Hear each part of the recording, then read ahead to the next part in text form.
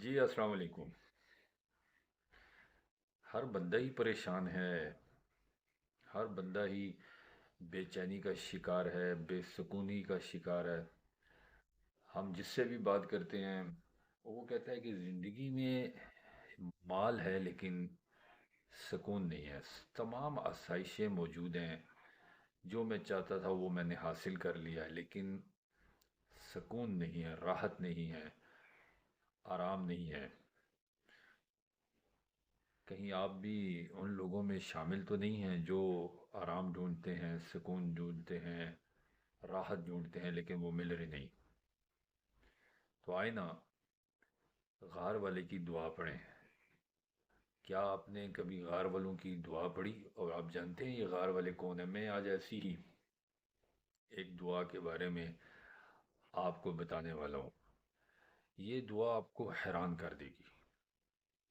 یہ ایسی دعا ہے جو آپ کی تمام پریشانیاں دور کر دے گی، یہ ایسی دعا ہے جو آپ کے تمام غموں کو دور کر دے گی۔ آپ پریشان ہیں، آپ اس دعا کو پڑھ لیں۔ آپ غم زدہ ہیں، آپ غار والوں کی دعا کو پڑھ کر تو دیکھیں۔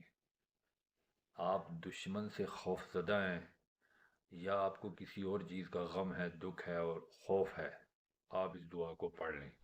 شیطان کو بھگانے میں اور نفس کی غلامی سے نکالنے میں یہ دعا تو اکسیر کا درجہ رکھتی ہے۔ ہم میں سے ہر شخص دین پر چلنا چاہتا ہے لیکن دین پر چل نہیں پاتا، استقامت نصیب نہیں ہوتی۔ آپ یہ دعا پڑھ لیں، آپ کو استقامت نصیب ہو جائے گی۔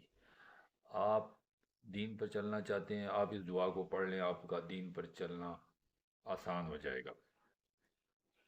قرآن پاک کی تلاوت کرنا چاہتے ہیں، نمازوں کا اہتمام کرنا چاہتے ہیں، تسبیحات کو وقت پر پڑھنا چاہتے ہیں، کوئی گناہ کا کام نہیں کرنا چاہتے، نیکی کے کام کرنا چاہتے ہیں، لیکن شیطان اور نفس یہ دونوں ہمارے دشمن ہیں اور یہ ہمیں آگے بڑھنے نہیں دیتے۔ یہ دعا کمال کا کام کرتی ہے۔ اس دعا کے اتنے فوائد اور اتنے اثرات ہیں کہ جو بیان سے باہر ہیں۔ حضرت مولانا مفتی تقی عثمانی صاحب نے اس دعا کے بارے میں یہاں تک فرمایا کہ اگر کوئی شخص اس دعا کا اہتمام کر لے اور اس دعا کو مسلسل شامل کر لے اپنی زندگی میں اور پڑھتا رہے، اور اسی حالت میں اگر وہ دنیا سے چلا گیا، تو وہ اللہ کے سامنے جا کے یہ کہہ سکتا ہے کہ یا اللہ، میں یہ دعا پڑھتا رہا، حتی الامکان میں گناہوں سے بچنے کی کوشش کرتا رہا، آپ کی ماننے کی کوشش کرتا رہا، لیکن میں کمزور تھا۔ اللہ نے خود قرآن میں کہا ہے کہ میں نے انسان کو ظلومت جہولا، جاہل بھی بنایا اور ظالم بھی بنایا ہے، اسے جو ہے بھولا ہوا بھی بنایا ہے، اسے بھٹکا ہوا بھی بنایا ہے، اسے کمزور بنایا ہے، اسے ضعیف بنایا ہے، اور شیطان اور نفس دونوں کو اس پہ مسلط کر دیا ہے۔ تو اللہ پاک یہ ساری باتیں جانتے ہیں۔ تو اللہ پاک اس دعا کی برکت سے، جو میں بھی آپ کو بتانے والا ہوں، اس دعا کی برکت سے اللہ پاک آسانی کا اور انتہائی شفقت کا معاملہ کریں گے۔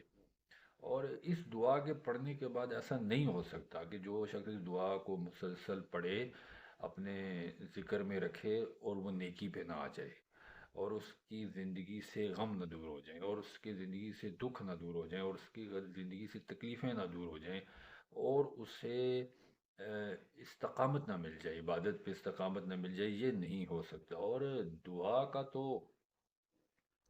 ایسا ذوق اور شوق پیدا ہو جائے گا کہ بیان سے باہر ہے۔ یہ میرے ذاتی مشاہدے میں بھی ہے۔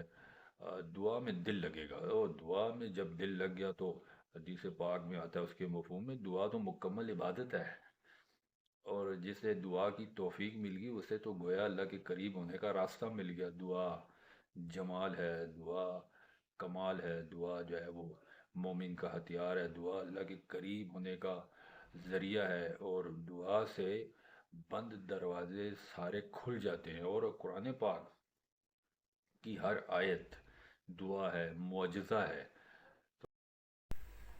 جی دعا تو اللہ کا انعام ہے، دعا فرشتوں کا کلام ہے، اور دعا تو مومن کی شان ہے۔ دعا بلندیوں کا، رفتوں کا، عظمتوں کا سفر ہے۔ جسے دعا کی توفیق مل گئی، گویا ایسا ہے کہ اس پر دنیا اور آخرت کے سارے خزانوں کے دروازے کھل گئے۔ دعا تو عبادت کی چابی ہے، کنجی ہے، اور اللہ کے ہاں مقبولیت کا سب سے بڑا ہتھیار ہے درجہ۔ اس دعا کے ذریعے سے درجات بلند ہو جاتے ہیں۔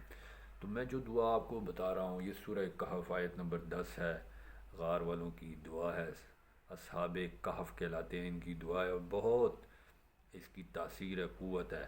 آپ زندگی میں کچھ نہیں کر سکتے اگر، تو آپ میری یہ بات مان لیجئے، ایک میری بات مان لیجئے، آپ اس دعا کو اپنے معاملات میں شامل کر لیجئے۔ صرف 2 ہفتے، صرف 2 ہفتے آپ اس دعا کا اہتمام کریں، اور اچھا ہے کہ نمازوں کے بعد اس دعا کو اہتمام کے ساتھ پڑھیں۔ آپ کی زندگی بدل جائے گی، خوف ختم ہو جائے گا، دنیا کی ناکامیوں کا ڈر ختم ہو جائے گا، آخرت کا ذوق شوق پیدا ہو جائے گا، اللہ کی قربت نصیب ہو جائے گی، حضور کی حضوری نصیب ہو جائے گی، کملی والی سرکار کی چادر نصیب ہو جائے گی، اور تسبیحات کا شوق پیدا ہو جائے گا، اور دل میں سکون راحت پیدا ہو جائے گی، عزت بھی مل جائے گی۔ یہ دعا کے کمالات اتنے عجیب و غریب ہیں جو بیان سے باہر ہیں۔ 2 ہفتے کے بعد آپ سب کمنٹس میں آ کے ضرور بتائیے گا کہ آپ کو اس دعا سے کتنا فائدہ ہوا۔ اور میں نے پچھلی اپنی 2 ویڈیوز میں اس کی پوری تفصیل بیان کی ہے کہ یہ دعا کس ماحول میں کی جائے، کیسے کی جائے۔ اس کا ڈسکرپشن میں بھی میں لنک دوں گا، اور آئی بٹن میں بھی وہ ویڈیوز جو ہے وہ موجود ہیں، آپ انہیں جا کے ضرور دیکھیں۔ اللہ پاک ہمیں دنیا اور آخرت میں کامیابیاں سمیٹنے کی توفیق عطا فرمائے۔ مجھے بھی دعاؤں میں یاد رکھیے گا۔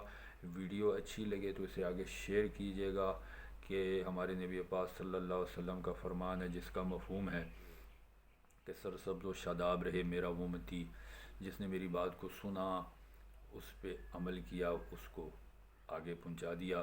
اور حضرت علی رضی اللہ عنہ کو آپ نے ارشاد فرمایا کہ علی، اگر تمہارے کہنے سے، سننے سے، بولنے سے کوئی شخص دین کے راستے پر آ جائے تو یہ سرخ اونٹوں کو اللہ کے راستے میں صدقہ کرنے سے افضل ہے۔